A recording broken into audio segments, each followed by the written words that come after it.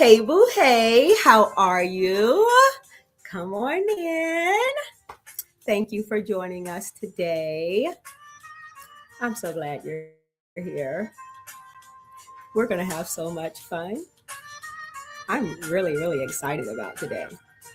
But let me tell you, it is getting ready to be National Adopt a Pet Month. Y'all didn't know that, did you?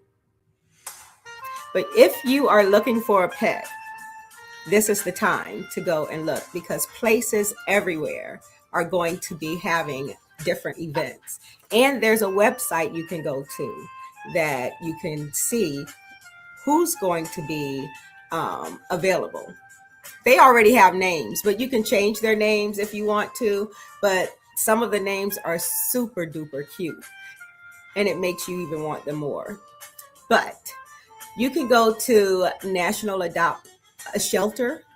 Let's see, because I got my baby from a shelter. And the story that they told me, I was so sad. Like, how can they do pets like that? That's why I have this shirt on here. Like, I'm fine. I'm really fine. But they're not. And you're not. People are like that too, right? And it reminds me of that people do the TikToks and stuff saying, okay, if you're ever in danger, put your hand like this and do this. What if pets do that? You can see them like they're on walks with their owners and they're over there like with their little paws. Okay, yeah, I told you I'm crazy, right? But yeah, you can go visit some shelters and you can donate things to some shelters. You can donate supplies and blankets and food to the rescues. You can volunteer to go and walk some of the pets. I used to be a cat person. I used to have cats and was really in love with one. I had Snowball. She was the sweetest. She was white and black. My son actually named her. She would always just come up on the back of my porch all the time. And they tell you never to feed animals and they'll never go away, right? But I felt sorry for it, so I fed it. And I kept it. And then I moved and I brought the cat with me. And lo and behold, the cat gets pregnant. I'm like, oh my gosh, okay. So I have it. And then I keep her son. And we called him Buster. No, Bruiser. No, it was Buster. It was Buster. It was a gray cat. And so sweet and was thick. And I love that cat too. Why she get pregnant by her own son? I'm like, you know what? I can't do this. This is too many things just going around. And then it became a little creepy. Like they just hop on things everywhere. And I guess that was me getting older that I didn't like that. And no, cats had to go because they didn't listen at all. So that was just me and my preference. And I didn't like it rubbing all over me and everything. So no, but I love pets, any kind of pet right now. You can get birds and I want a bearded dragon. I think I might get that for a school pet. Then they have rabbits, fish. Go adopt a pet. Go get something. It's great. And then it's Penguin Day. I love penguins. Penguins, there's a song that Jack Hartman has out. I'm a teacher. Haha, y'all know that. But he has a song out that it's a penguin dance. And me and my kids, I am so happy when we study that because penguins are so fun. I love going to see them at the zoo. And they're about to be extinct. So now is the time to go and see them and look at them, their art awareness and everything. The Edinburgh Zoo reported that northern rockhopper penguins chicks hatched just in time for the celebration. There's a celebration, the Penguins International. So sweet. I love it. So look up penguins. And I'm going to do an activity with my kids too. And if you want to do this activity, try it out because you know they have the blubber that kind of protects them. So you take your hand because you're like they're always in the ice cold water. So you take your hand and you wrap it. Well, put your hand in some ice cold water first, right? See how long you can keep it in there. I bet you take it right back out. Then you wrap it with like cellophane, plastic wrap, and then put on a rubber glove and you put it in the water, the ice water, and then see how long you can keep it on. That describes how the blubber is on the penguin. So if you do it, let me know. Put it down below and let me know. See how it works for you because I am going to do that experiment with my kids at school. And I'm so excited to do that. So now we are in National Poetry Month. I am so excited about this because I have two guests on here that is going to share with you some out of this world information. But this marks the 30th annual National Poetry Month and is celebrated from the 1st through the 30th in honor of American poetry. And led by American poets, there's so many events going on right now. But this is going to show you a form of expression, healing, and empowerment. And through these two powerful voices, a female author who turned her personal journey through divorce and motherhood into written poetry, and a male spoken word artist who uses his voice to comfort domestic violence and uplift women. It's going to show you and highlight how poetry becomes both a mirror and a movement. So poetry, it helps to transition in life and in trauma. It's a role of vulnerability and storytelling. So what does poetry mean to you personally? Do you like it?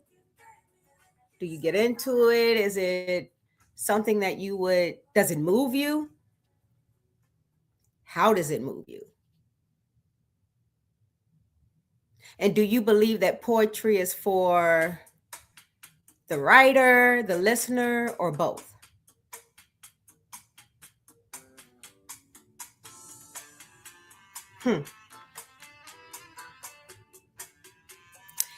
Let's see. Well, I am going to bring on this female writer, and I am so excited to bring her on. Let's bring on Maquita.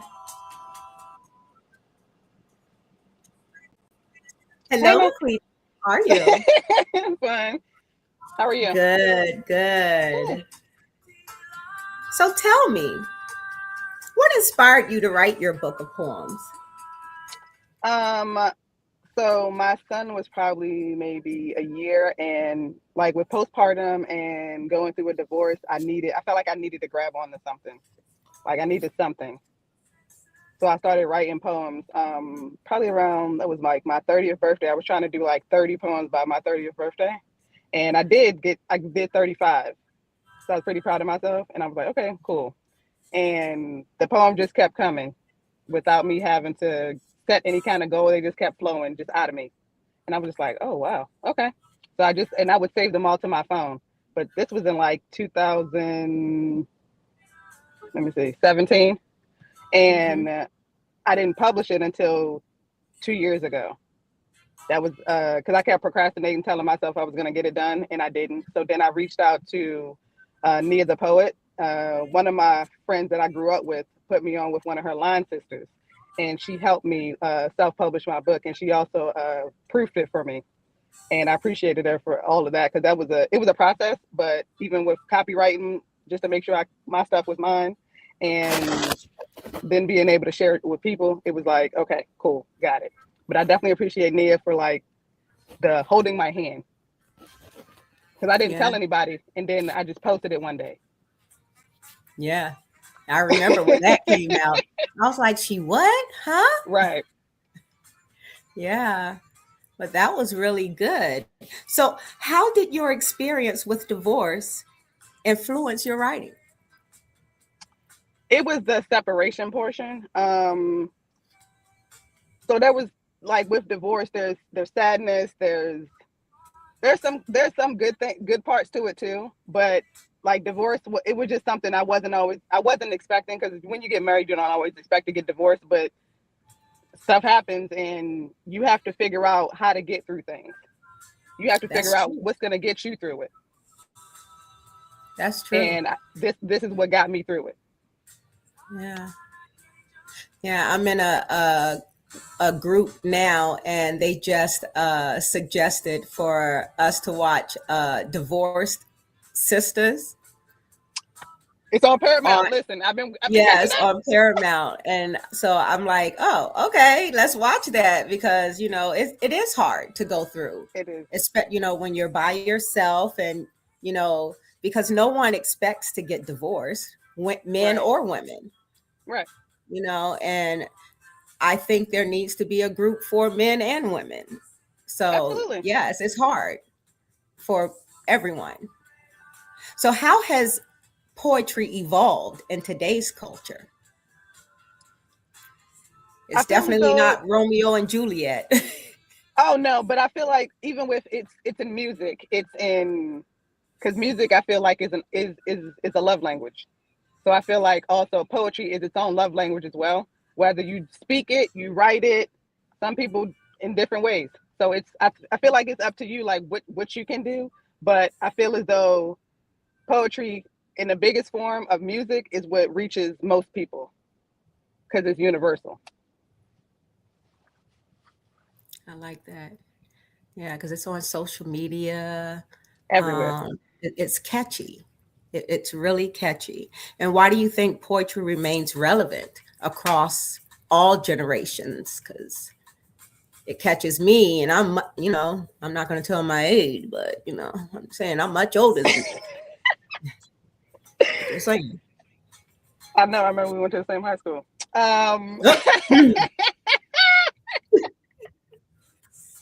But so what was the question, Sima? How do you think poetry remains relevant across all generations? Poetry remains relevant when it comes to. And again, I'm gonna go back to music. I feel as though music is probably the catchiest when it comes to at least catching new people. Or we probably have our first poem in a song. Like that's the first time you might hear a poem, but the first time you read a poem is probably in school. Mm-hmm. And it's like, okay, so even through youth, or some people start, rapping, being a lyricist. Yeah, that's a. I feel like that's a major form of poetry that I have not tapped into. But I believe that it reaches probably the younger people before the older people, and I feel as though maybe old school music hits us at a different way, and it's just like, oh wow, okay, like yeah, that's poetry. Like yeah, Okay. So, do you believe, can poetry truly create change, or is it about personal healing? I think it's both. So I felt as though, like with me, with my poetry, helped me create a better space because I was also a new parent, and I feel as though it helped me stay calm and be around when it comes to like having a toddler, and they up and down, back and forth. It helped keep me calm, and it kept me in a space where okay, I'm not gonna blow up. So I'm like, Yeah, okay, got it. But that's what it felt like for me. I like that. Can you share a couple of your poems? Yeah. If I go to the poem on my phone, is it gonna remove the screen? It's okay. Okay.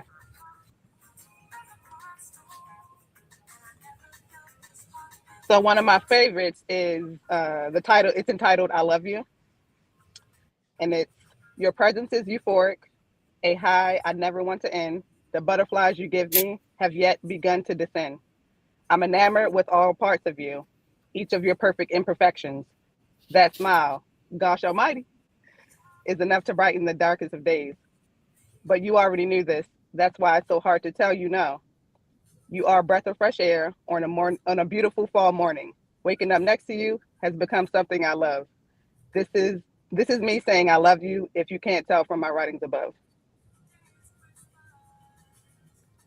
Mm, nice. The second one is my second favorite is guarded. Being free is a sign of security. Being secure is a state of mind. It doesn't mean that you lack maturity, but with growth comes patience and time. And last one, it's entitled My Person. You've been my person for so long, I've forgotten what sadness looked like. Thank you for loving me and allowing me to love you. I'm an interesting character, but yet you understand me. You're the Christina to my Meredith and the Bacon to my BLT. Would you like to start in 2019 being my forever and always? Okay, I like that. thank you. I like that. Thank you so much for doing that. Yeah, that was really nice. So, where can people find you if they wanted to look So you up? on social media, on Instagram, it's full of chi, uh, as in Chi Chi. That's what most of my friends call me. But at FULLOFCHI. And I'm not big on TikTok. I'm not gonna lie. Instagram is probably like my biggest because I'm on there every day. I didn't want to get caught up in the scrolling, so Mhm. I didn't download it till later. But and if they so my book is on Amazon and it's entitled Release, so you can look it up on Amazon. It's definitely on Amazon Prime, but yeah. Mhm. Okay, okay. Good. Thank you. Thank you for sharing. So, we are now going to bring to the stage Mr. Terrell K. Mercer, Spoken Fragments. He is a spoken word and poet. Hello, Mr. Terrell Mercer. Hello there. How Hey, are how you you? doing? Hi, Chi Chi. It is so nice to have you here on my It's I feel honored. it's so nice to be here. Oh, I am. I'm truly, truly honored. I remember the first time we met, Hmm. and it honestly made me realize um, it triggered a lot of things because I kind of suppressed the whole Hmm. domestic violence thing. Hmm. And that poem that you read, Hmm. it made me remember, like, oh my gosh, I am a domestic violence victim. And how Survivor. Yeah. in the world? Survivor. Uh, no, well, yes, a survivor, but I was victimized at that time. Like, how in the world Hmm. could this man say that he loved me and do all of those things to me? Ah, I was really, really fab. Oh my goodness. So what led you to focus your spoken word on the domestic violence and uplifting women? Um, honestly, what allowed me to, what I originally thought was me being able to write that piece itself, I was asked to do it. Um, I'm one of those people that I look at things, I try my best to look at things from outside of me. Hold on for a second.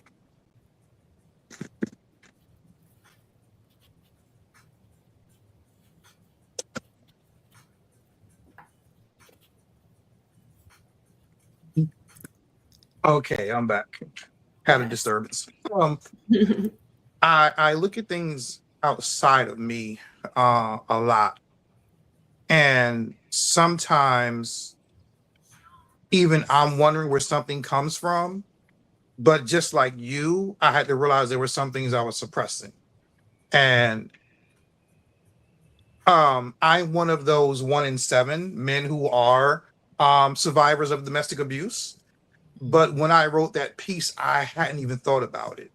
I was thinking about my loved ones that I knew who went through and experienced domestic abuse and the things that they endured. And one of the stories that I mostly remember is one of my aunts having boiling hot water thrown on her, um, Mm. and having to have her skin grafted from pretty much her chest on down to her legs, and to see her scars and like freshly happening, like the way her skin was from the time I was a child up to like watching her grow up that way. And I remember always hearing him saying how much he loved her and things like that. And I'm just like, but that's not love. That's Right. not how love works. And so there were a few other ones that I witnessed going through that, and I reflected on those before even reflecting on my own.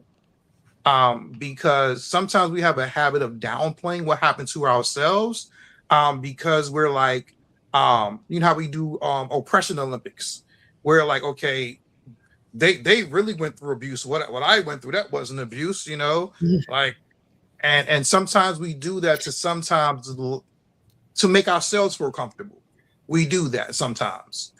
Um, so how can I say I love you came from a question that I've asked myself about abusive relationships from the time I was a child. Mhm. I like that. So, why is it important for men to be a part of this conversation? Because as a person who I really believe that you cover and protect what you cherish. And to me, there is no creation more valuable than women. Um, I really feel like women should be elevated. And when I'm careful when I say certain things because I don't want to make it seem like to say like women are the weaker or the fair, the dainty, or they need a knight in shining armor. No, I'm not saying that. It's just like with anything that you value, you protect it, you cover it. Right. I often tell people I think about the old images of the queens who were over tribes in Africa, or like even down to Queen Elizabeth, like to have them surrounded by knights and so many men. You weren't getting near them. You weren't touching those queens. You weren't touching those rulers. And I know there are going to be a lot of guys that may disagree with me, but I don't care. I just really feel like every woman deserves that amount of respect and value. Because I really feel like when we elevate women, society is elevated.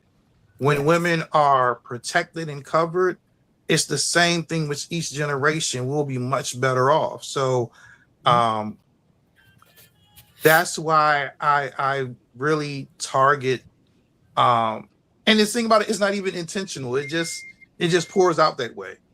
Um that I use my gift to speak to women and many as much as I can, but mostly women. So Yes. And how do audiences typically respond to your performances? they vary. They vary. Usually it depends on the type of atmosphere. As you perform poetry, you're put into different venues. Sometimes you're in bars where the crowd really didn't come to hear you. You just happen to be doing poetry on free drink night. And so I my best experience with a drunken crowd was I have this one piece, and I haven't done it in the longest time, but it was pretty much talking about the relationship between my father and myself, which was very not so great. And I'll never forget that there was this one guy who gave every person that got up on stage the hardest time. Like the sauce was saucing with this guy. This brother was he took full advantage of the drink package. And so I normally don't try to do heavy sets. And something just told me, I always tell people I try my best to sound oddly enough to pray and ask for discernment of what pieces I need to do. What does someone need to hear? And when I did that piece, Mhm. that man broke down crying in a bar. Mm. God knew. And he wasn't a problem for the rest of the night. Amen. And he approached me afterwards and said, I needed that. Amen. Another situation that sticks out, I was 2017. I was at the TCF Style Expo and I performed a piece for the first time. And the piece was called The One That Ran Away. And it was about a relationship in which the young lady wasn't willing to accept her own beauty. And so the relationship didn't work out. And I remember the crowd being silent afterwards. And I was like, oh my gosh, I really bombed. But I got to speak to people afterwards. And they were like, they had no words. They could not, they were trying to just, they were just trying to fully take it all in because a lot of the women in there saw themselves in that, as in not being able to see the beauty in themselves. And they begin to reflect on how they tanked relationships because they felt like they didn't deserve to be loved. And I'll never forget when we were headed back to the car talking and everything. This car comes whipping in front of me, and a lady is hanging out the window. Boy, you did that, bitch, boy. You know, like, we were in Atlanta. I'm just like, oh, okay. Was not expecting that. So it really varies. Some people don't know how to approach me afterwards, because I can be kind of standoffish, because to me, doing poetry, especially on a stage, can be almost as draining as a preacher giving a sermon. It can be spiritually draining because you're giving so much of you. You're giving so much of the you that God entrusted you to share. And it gets kind of like people realize you're not just there to entertain. So the crowd reaction to the work can be very different based upon the crowd. Yeah. Do you mind sharing 2 or 3 of your poems? Now, I have to say, go ahead. I was going to ask. I know the one that you want. I know the one that you want me to do, but I could not find it. It's okay. I could not find it. I can just share it. I can just share it later. Okay, that is a whole interesting thing too. And just like with the other thing, I'm feeling for like finding out the business side of poetry. There are poems that I'm not allowed to perform in public because I've written them for different organizations, and even though I have the words are mine, the music may be mine, but they own the rights to it.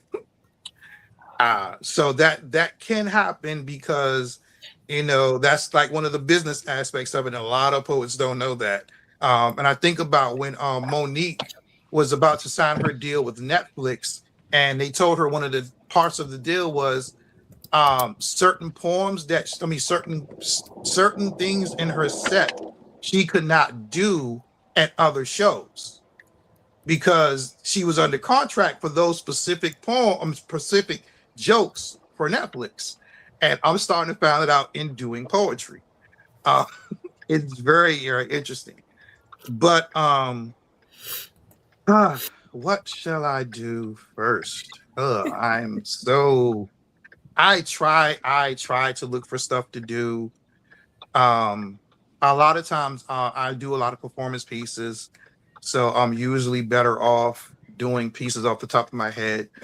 But there is one piece, because often people ask me where the spoken fragments come from. People think that's my stage name, but it's not. It's literally spoken fragments is something I thought of when people begin to talk about how my poems are relatable. And it's just like how we have more in common in our hearts than we're willing to admit.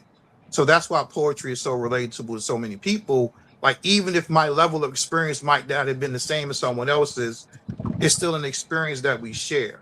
So my fragment may not be big as your fragment, but it's still a part of our hearts. So this is a piece, I probably wrote this like 10 years ago, called Spoken Fragments of My Heart, which was a book that is completely in my computer and I have not released yet. So let me allow you a peek into the window of my heart and soul. What did you say? I think you said something. Sorry. I said you have to get on there. Oh, let me allow you a peek into the window of my heart and soul and inform you of some things you may not have already known. Let me share with you these broken shards of my hearts, those pieces you've seen scattered about as I've shared my art. This is me. This piece that is a part of my pain is tiny, but it's heavy and bears no name. For I don't hold others accountable for what I have allowed. I try to keep this one the most hidden, using the other fragments as its shroud. This one is my lack of trust. This one bears my shame, and that one is my feelings of disgust. That one under my foot is mine own infirmity. Now, do you still want to call me friend the more that you learn of me? Would you still believe in me if I told you this shard contained my hate? Or if this colorless piece represented my lack of faith? What if I dangled the one that still holds anger against my father? Would you still call me brother, or would you say don't even bother? See, I don't fear the bearing, I fear the rejection. I hold on to things that keep me in subjection. I keep these broken pieces in the palm of my hand, trying to put them together so it won't be whole again. But I often drop a piece here and there, and I have to stop and find it. I see someone studying it, and I'm quickly reminded. I can't share me with others who don't cherish what is shown, for they'll judge to me that they weren't meant to see, saying I knew it all along. You see, these broken pieces aren't easy to contain. I've done things to make people find it unbearable to hear my name. And honestly, that piece of burden is heavy, and I'd apologize to them right now if only they let me. I can only hope this reaches them and know that I'm sorry. And if mine wasn't so many pieces, I say it wholeheartedly. I've got some unforgiveness that has held me in a vice, blocking blessings and not allowing me to move on in life. And I can write about them a million times over, yet instead of getting it further, seems to me pulling closer and closer. Still, I got this one shard that's filled with love and hope. It may be one of the smallest ones, but it's keeping me afloat. Even with the others weighing me down or falling from my palms, this one seems to enlighten the load and burden upon my arms. Collectively, These are my spoken fragments. I use my gift to share. Now, do you still believe in me, or do you really care? You've peeked into this window, and one day I just may open the door, but for now, I'm afraid you'll just see too many pieces lying on the floor. And that's that piece. Love that. That was awesome. Love that. Thank you. I appreciate that, Gigi. I was feeling that. This next piece is more of a performance piece, and I actually love doing this piece for couples, because everybody has that that remember when you think back to when you kind of was crushing on somebody and kind of didn't want to tell them about it, and sometimes you take that chance, sometimes you don't. This piece, you've actually heard me, I think you may have heard me do this before. This piece originally didn't have a name until somebody posted it online, and they actually, I'm like, wow, I didn't know I had a name for this piece, but I guess that's the name now. Because I tried to hide all recordings of me. But it's been called My Perception. So hopefully I can do it. It's been a while since I've for my perception. I found epiphany in my own thoughts becoming lost, because I've come to the conclusion that when God created you, he was just showing off. See, I stepped in low key, but kind of high key, admiring you from head to toe, but I lost our train of thought when you just simply said, hello. See, you were soaked in amazing, drenched in all, my eyes locked in onto the closest thing to perfection I've ever saw. But wait a minute. Is that even grammatically correct? It's just I don't want words of appreciation to come off as disrespect. And believe me, nothing I speak over you is done so with an intent, but I think that if I looked at your curves close enough, I could see our creative thumbprint. Because you're pushed in the right places, stretched out where it matters most. Augusta Savage was amazing sculptress, but I don't think her greatest works could come close. I believe I told you that you're beautiful over 100 times, well, at least in my mind, but I seem to draw a blank when I'm staring into your eyes. Standing silent in the presence of the personification of beauty and grace, maybe one day I'll be brave enough to say these things to the face. But until then, I try not to be envious of the mirrors and reflections that I try not to be envious of the mirrors and pools that echo your reflection as you pass them by. And I do my best to be in your presence, and that's to begin to blurt out, my. It's sure looking good tonight. And I would, if I could, leave you words of affirmation upon your windowsill, not seeing this beauty in self as a lie, because what my eyes witness is also real. A trifecta of Florida Evans' favorite word repeated. I never knew that a vision of you was exactly what my soul needed. But yeah, it's just that deep. But I think I keep these things to myself so it won't come off as a creep. But you know what? Never mind. I got to tell you these things some other place, some other time. But yo, you wow. It's that piece. Yes.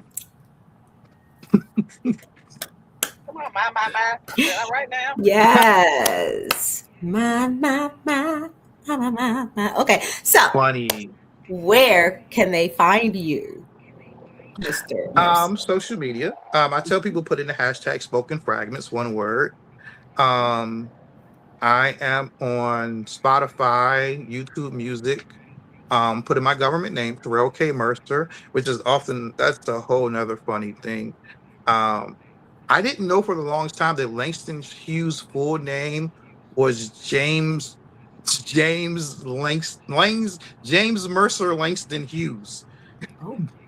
And so a lot of poets thought that me going by Terrell K. Mercer was paying homage to him, but I'm like, no, that's my government, Terrell K. Mercer. So Terrell K. Mercer is how you can find me on almost any form of streaming for my recorded poetry. Once again, written work, put in the hashtag spoken fragments. All right. So I have, before we go, a shout out and a teaser reflection question.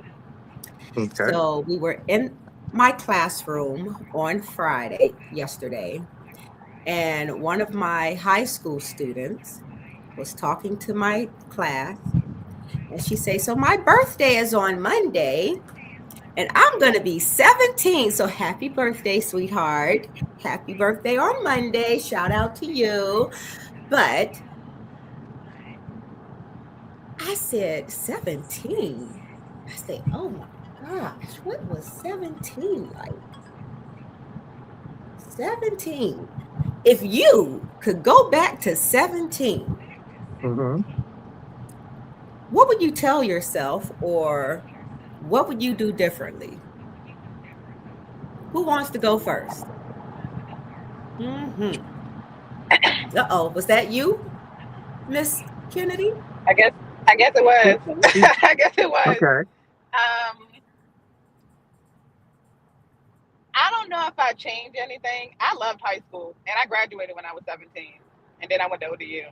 But shout out to ODU. Right. But and Huguenot High School, class of 2005. Thank you.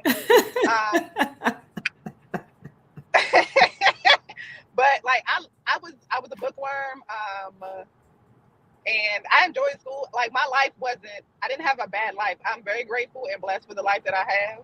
I wouldn't change anything, but I would tell myself definitely to always believe in yourself, because I did, like, before I had low self-esteem before I got to high school, but it's like once I got 16, it was like, yeah, forget all that. Yeah, no, Mm-hmm. like you are that person, absolutely, every time.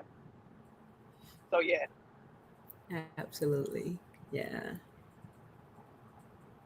Okay, sir. I can't say I enjoyed high school. my high school stories are much different. If I could tell one thing to my 17-year-old self, would be to love yourself more. Mm-hmm. Love yourself more and stop trying to be everything to keep people smiling. You don't have to be the joker to be accepted. So yeah, that's one thing I would tell my 17-year-old self. Yeah, I like that. And that's what I think both of y'all, I totally enjoyed being 17. The world was so much different then. We were able to have little house parties. They were safe. It was cool. I was at Norfolk State at that time. I too graduated from Huguenot High School, but I was at Norfolk State at Someone that had time. to. And say that one more again. Say that one more again. I think someone had to. I mean,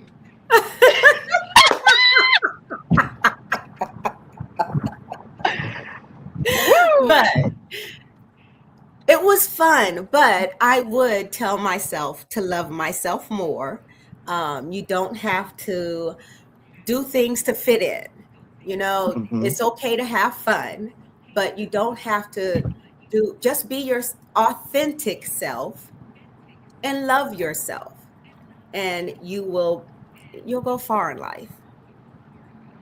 So, oh my, people don't know. Hello, everybody should know right now that I am on this podcast right Mm. now.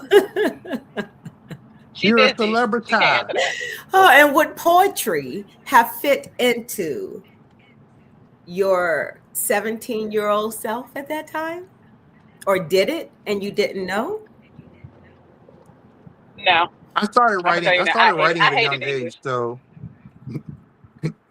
I started writing at a young age, so it was already a part of my life. I wasn't sharing it. At the time, I was people who knew I was writing.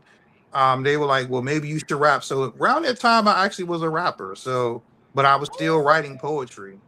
Okay, we're gonna have to tap into some of them old songs. No, you don't. No, you don't.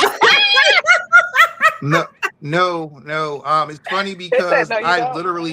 I literally was with the group and we made it to the semifinals of the BET Teen Summer Talent Show. Oh, I Ooh, remember Mr. that. Big Stuff. Yeah. The year the Born Americans won is the year we made it to the semifinals, and yeah. Nice. So that's how much I was into actually rapping. Okay. Look, when Yeah. you really don't know who you have on your platform. Nice, nice. And would it have fit in your life? No, I hated writing in English, and then I had the same English teacher for 3 years straight. She just kept going up when I was going up, and then she put me in the honors English like my senior year when I got out of school early, and I was pissed. I said no, she didn't. And then that year they made us read like the Canterbury Tales in Old English, and we had to recite it. Like if you every time you messed up, you got a point off. I was pissed. Hey, I was listen. like, Hey, try to. I said, "This It's what you funny you doing? mentioned Canterbury Tales, though. What's up?" Still, those people were evil. Oh, absolutely. They were the I worst still of the remember the worst. first two lines. I couldn't get, I can't get out of my head. I still remember one that Oh I my wrote with some Paris gosh. Nota. You had somebody Listen, pretending to be a monk who was a murderer, and I'm like, good. Canterbury Tales has so some. much. It's like Game of Thrones. Game of Yes. Thrones. I could not get into that movie. I I couldn't. couldn't get I into it tried. either, but Canterbury Tales had some evil people. That's what that I do Yeah. remember. That's what it was given. It was given Game of Thrones, but Yeah, when you in a think in a about in it, a yeah. they were just cutting off heads, pretty much killing people. I said, "Oh, okay, this what we doing? Right." Oh my goodness. Well, I am going to I am so happy that y'all came on. I really, really am. I am going to try and see. I can't remember. I'm going to try to share this poem that I love so much, um, and see if it will play. But I want to thank both of you, and we're going to go ahead and end on that. But I want to thank everyone for tuning in. And I want you to remember that you are loved and there is love in you. Please like, share, subscribe. Someone needs to hear this. Share it with them.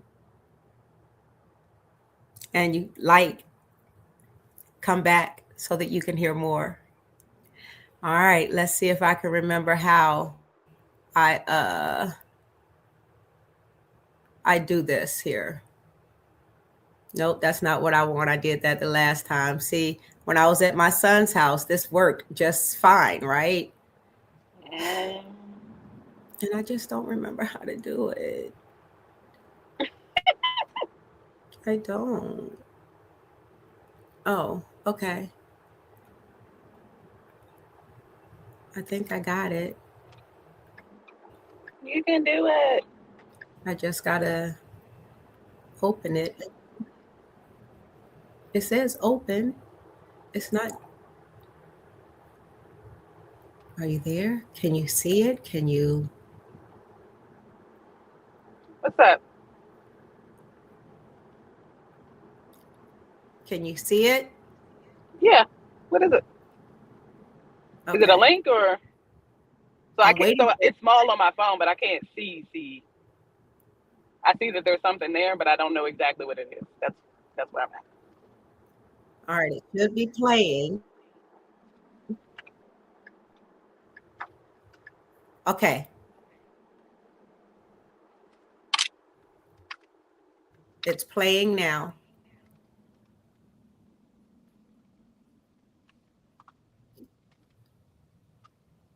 Uh-oh.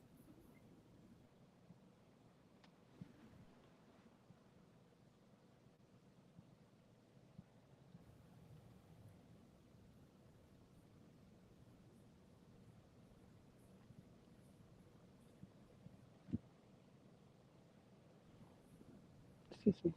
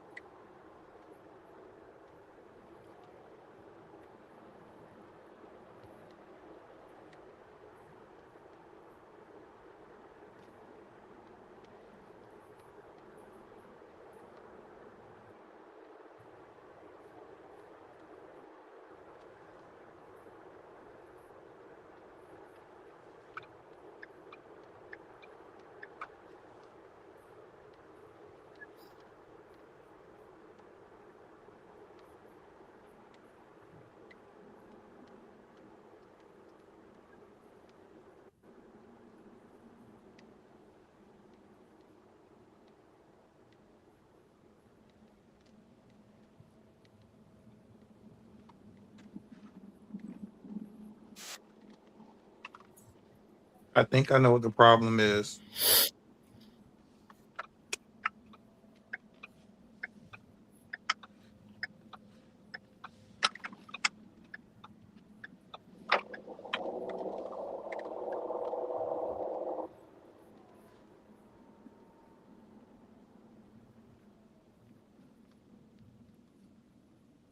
Are you trying to cast it?